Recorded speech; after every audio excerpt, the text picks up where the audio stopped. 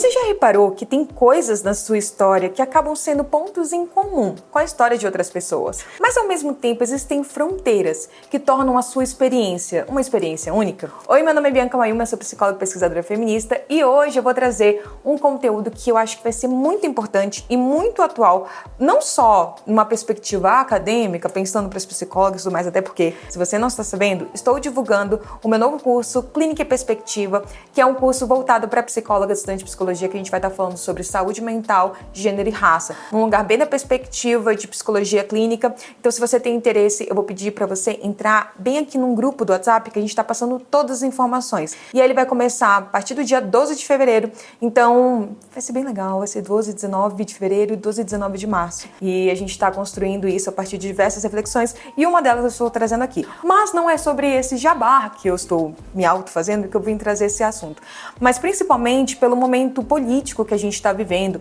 em que a gente está vendo vários direitos humanos sendo devastados, para falar de uma maneira tranquila? Ai, nem sei, gente. Enfim, caos, confusão, sentimos dor, estamos nos conectando aí. A gente viu até um vídeo recente da Selena Gomez, não sei se vocês viram por aí, vou pedir pro Marcos deixar aqui, mas dela muito emocionada, falando, me desculpe e tudo mais. Então, nesse lugar de se conectar com algumas raízes da família dela, né, mexicanos que estão sendo deportados dos Estados Unidos, também estamos vendo um movimento muito poderoso de latino-americanos se unindo para defender.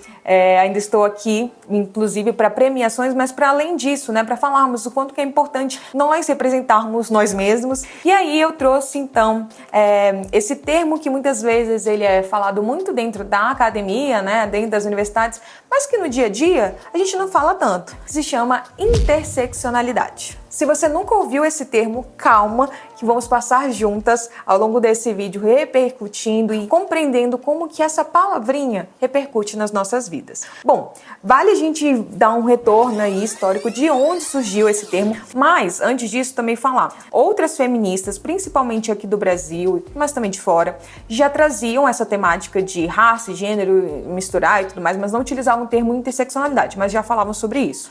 Por exemplo, Lélia Gonzalez já trazia esse tema há muito tempo, mas como era uma mulher brasileira, muitas vezes não era considerada, né? E a gente sabe que, infelizmente, quando a gente está trazendo essa parte de história, a gente vai falar sobre isso, interseccionalidade, espaços, lugar de fala, né? Muitas vezes, por conta das diversas interseccionalidades, muitas pessoas não são escutadas. Então temos aqui o livro de Lélia Gonzalez, Por um Feminismo Afro-Latino-Americano, que já falava sobre isso, há muito tempo antes, mas que a gente só teve esse termo cunhado em 1989 por Kimberly Crenshaw, que foi uma professora e ativista que estudava sobre relações de gênero e raça. Ela conta no livro dela, né, que foi tanto uma questão pessoal, porque uma vez ela foi chamada por um outro colega professor e junto com um outro colega professor também, um homem negro, foram chamados para fazer uma palestra, para participar de um evento acadêmico lá numa universidade.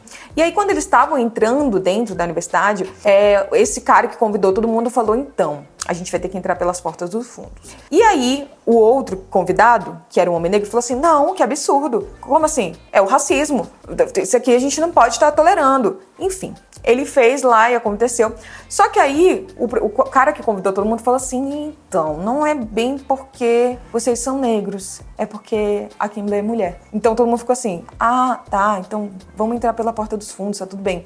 E nessa hora ela falou, eu percebi que eu tinha sim uma certa aliança até certo ponto em questão de raça, mas quando foi gênero, os dois largaram minha mãe e falaram assim, não, vamos pela porta dos fundos mesmo, tá tudo bem. E aí teve esse ponto então, pessoal, mas também teve esse aspecto histórico. Tudo começou com a Emma, que era uma mulher negra, nessa época que ela processou uma empresa muito famosa da época meio de veículos, vamos dizer assim, para não levar processo. Apesar que essa história já é sempre falada, enfim. Mas Emma foi, né, atrás da justiça, pelos meios legais, justificando que ela sofreu discriminação. Só que aí ela foi rejeitada, no caso. O caso dela foi rejeitado e falaram que não fazia sentido. Por quê? Ela acusava essa empresa de um tipo de preconceito, tanto por ela ser mulher, mas também por ela ser negra.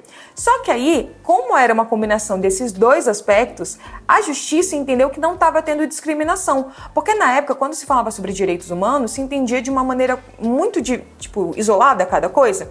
Então, por exemplo, falaram para ela, justificaram o seguinte: olha, os cargos administrativos, eles estão sendo ocupados por mulheres, mas são brancas. E os cargos operacionais estão sendo ocupados por negros, mas homens. Então, não está tendo nenhum tipo de discriminação. Estamos contratando negros e mulheres. Só que eles não falaram que eles não estavam contratando mulheres negras. Ou seja, Emma, como uma mulher negra, teve seu caso negado porque ela não estava sofrendo nem de racismo, nem de sexismo. E sim, porque os dois estavam ali presentes. Era uma interseccionalidade. Essa é uma história que é muito contada, inclusive para a gente conseguir perceber como identidades como raça, gênero, classe, deficiência, orientação sexual, nacionalidade, enfim, as diversas questões, elas impactam sim a nossa trajetória e a nossa identidade. Moldam tanto as nossas oportunidades, mas também como dificuldades. E não funcionam de forma isolada, mas sim combinada. Não tem como a gente ver isso de uma maneira desintegrada. Eu até levei isso uma vez para as aulas que eu tô dando, que existem diversas metáforas para fazer a gente entender sobre o que significa interseccionalidade, e uma delas é a questão da teia de aranha, né? Uma teia tá interligada com a outra, então se eu mexo numa teia, a outra também vai se mexer, e não tem como eu falar, é aqui que essa teia termina e aqui que essa teia inicia, tá tudo vinculado. A pessoa, ela é uma só. Eu gosto muito desse tipo de metáfora, mas tem mais outras que funcionam, como, por exemplo, das vias. Tem uma outra metáfora que as pessoas utilizam, que é do bolo, que são vários ingredientes, pega tudo, joga lá dentro e não tem como entender o que é trigo, o que é açúcar, o que é cada coisa. Então, são algumas metáforas que a gente utiliza para perceber como as nossas diversas identidades, elas fazem parte de quem somos. E não tem como eu ser só uma mulher, nem só como uma amarela, não só como uma nortista. Tudo isso faz parte de quem eu sou e de como eu vou experienciar os desafios e os privilégios da vida. A própria Crenshaw fala como ela se identifica como uma feminista negra, porque ela não acredita que existe como, ela só fala assim, eu sou feminista, e que isso tudo gere um lugar universal, e fale assim, não, tá contemplando todas nós mulheres. Eu acho que isso é muito importante, porque não tem como nenhuma pauta representar todas nós. Então, por isso que é a riqueza também da gente perceber essas nuances das próprias militâncias. E quando a gente está falando, por exemplo, desse momento atual que a gente está vivendo, com tantos movimentos separados e tudo mais, cada um tentando levantar a sua pauta, é importante a gente validar a pauta da outra pessoa, porque a gente está vivendo momentos, enfim, as minorias estão sendo atacadas constantemente, e da gente perceber que a gente não está em uma briga de quem que tá melhor, que é pior. Cada um vai defender os seus pontos, e às vezes, enfim, né, vão ser pontos que vão entrar em discordância, mas também muitas vezes em concordância. Então, quando eu falo, as mulheres estão sofrendo, de que mulheres eu tô falando? Virou quase uma coisa assim, português? Qual é o sujeito dessa frase, né? De quem que a gente tá falando? A gente tá falando das mulheres negras, que têm desafios diferentes das mulheres brancas. Estamos falando sobre as mulheres indígenas, que estão lutando pelo seu território, pelo seu reconhecimento cultural. Estamos falando sobre uma mulher idosa, uma mulher gorda, uma mulher com deficiência, enfim. A algum ponto a gente vai estar caminhando de mãos dadas, mas em outros a gente tem que reconhecer. Temos diferenças. E essas diferenças também são importantes ser reconhecidas pra gente conseguir lutar e realmente compreender que cada uma vai ter seu próprio desafio e é isso, assim, chamar e nomear de fato como que podem ser feitas cada uma das intervenções. Porque quando a gente está falando sobre essa parte teórica, não é só sobre a parte teórica, mas como está presente no dia a dia da nossa vida. Portanto, quando falamos sobre direitos humanos sendo violados atualmente, a gente precisa lembrar de interseccionalidade. Não adianta a gente lutar por direitos humanos que eles são, entre aspas, universais para todos nós, porque querendo ou não, isso vai continuar privilegiando, beneficiando apenas uma parcela da população, o que pode provocar ainda mais injustiças e promover ainda mais desigualdades. Então, bora de exemplo concreto do que eu tô querendo falar? Você sabia que 37% das adolescentes e jovens que menstruam têm dificuldade de acessar